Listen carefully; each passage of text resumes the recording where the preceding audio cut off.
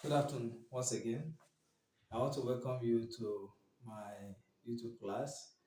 In today's class, we'll be talking about an important parasite that affects men and women all over the world. And that parasite is called Trichomonas vaginalis. Trichomonas vaginalis. Of course, this is a protozoa parasite that affects men and women all over the world, like I said. That is why it's said to be cosmopolitan. Cosmopolitan.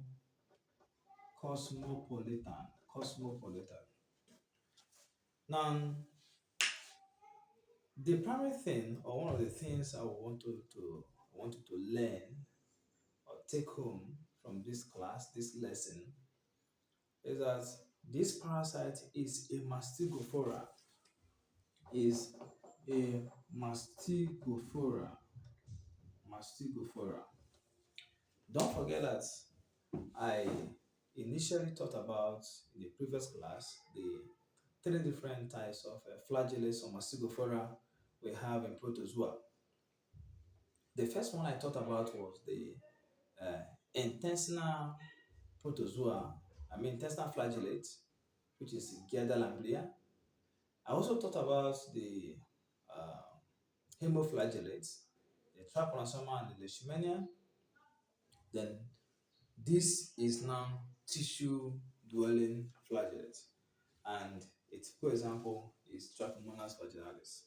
Now, this Trichomonas vaginalis has other species such as hominis, then the one they call Trichomonas hominis. This is a classification.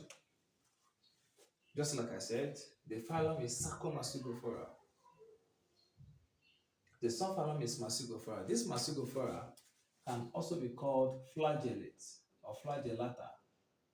Flagellata. Flagellates are examples of flagellata. That's the class. The subphylum, sorry. Then the class is Zoo Mastigophora. You can see Mastigophora still being attached to it. Then the other is Trichomonadida. Trichomonadida. Then the family is Trichomonadidae. Then we have the genus as Trichomonas. Trichomonas. Then of course the species is now vaginalis as in Trichomonas vaginalis. Now, it's important we now know how one can get infected with these parasites. And the primary way through which this parasite can spread from one person to the other is through sexual intercourse. As a matter of fact, this is a parasite that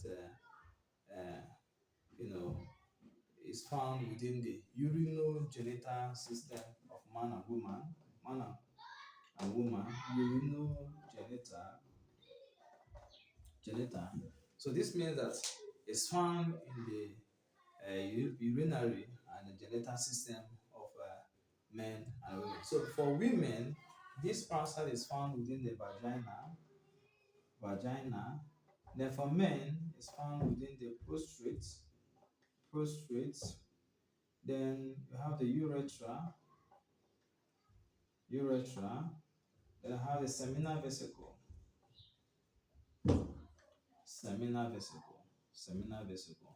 That is where you see this parasite. Like I said, the primary way through which one can be infected is through sexual intercourse.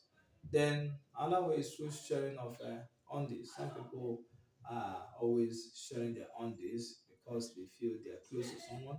So if the person is suffering from the disease is called trichomoniasis. So if the person is suffering from trichomoniasis, of course, then the person will get infected. Now, apart from this, how can this parasite be treated? The primary way through which the disease can be treated is through the use of the same drug we'll be talking about in protozoa parasite, the same antibiotics, metronidazole. But it's important you understand that the the disease, the host, I mean the individuals that develop this disease are usually asymptomatic. When I say they are asymptomatic, I mean that they usually do not show the symptom. They usually do not show symptoms for this particular disease. However, in rare cases, you can see that women begin to discharge or have some yellowish or greenish discharge from their vagina, and it's usually, the odor is usually a bad one, very bad odor.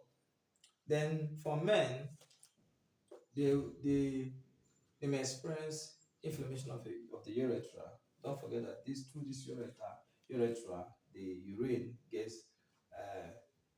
through the penis to the external environment. So that channel through which urine passes is the urethra. So if the place is inflamed, or if there's a slight inflammation, then what it may cause or result of is that there may be slight discomfort when the individual, the male, is passing out urine.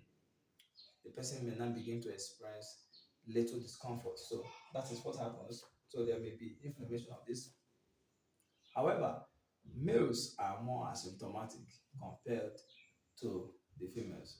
Now, how can this disease be prevented and controlled?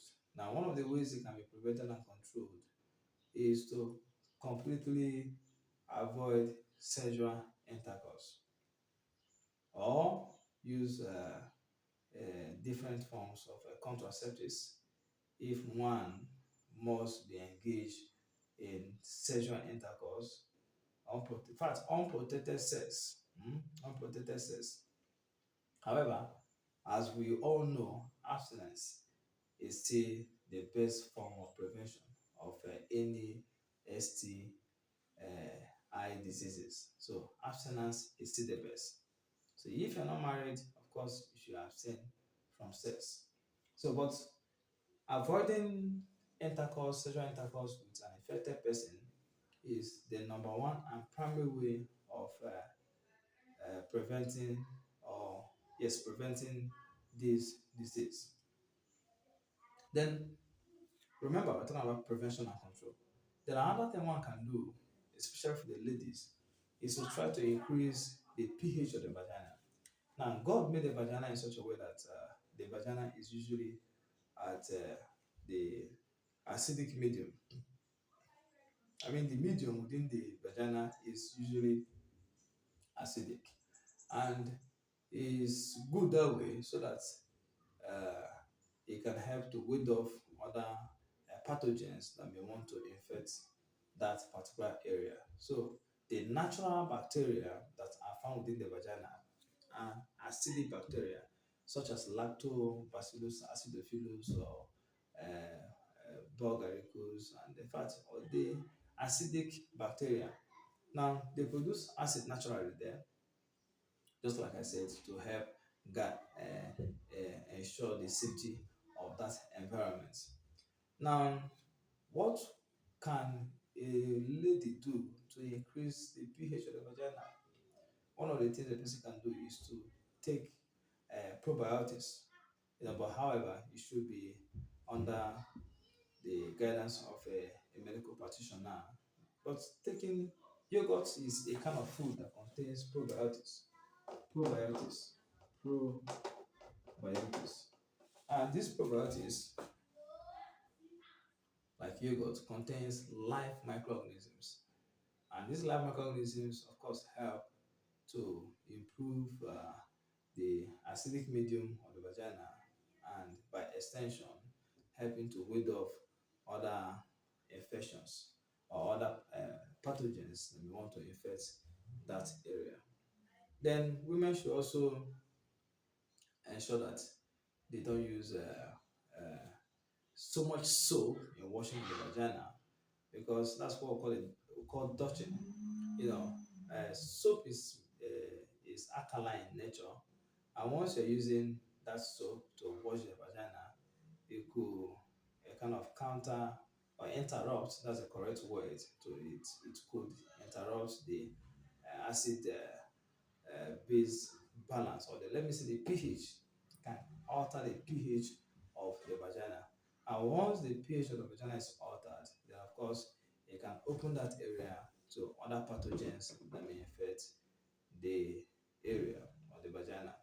So these are some of the few things I would like us to know when it comes to Trichomonas vaginalis. I'll stop the class here. I still remember my humble self, Dr. John, who in our next class we'll continue. I think this is the end of our class in protozoa. So any other class or any other time will come around, that should be to talk about uh, the helminths. And don't forget, when I say helminths, I'm not talking about the platyhelminths and nematode parasites. See you in my next class.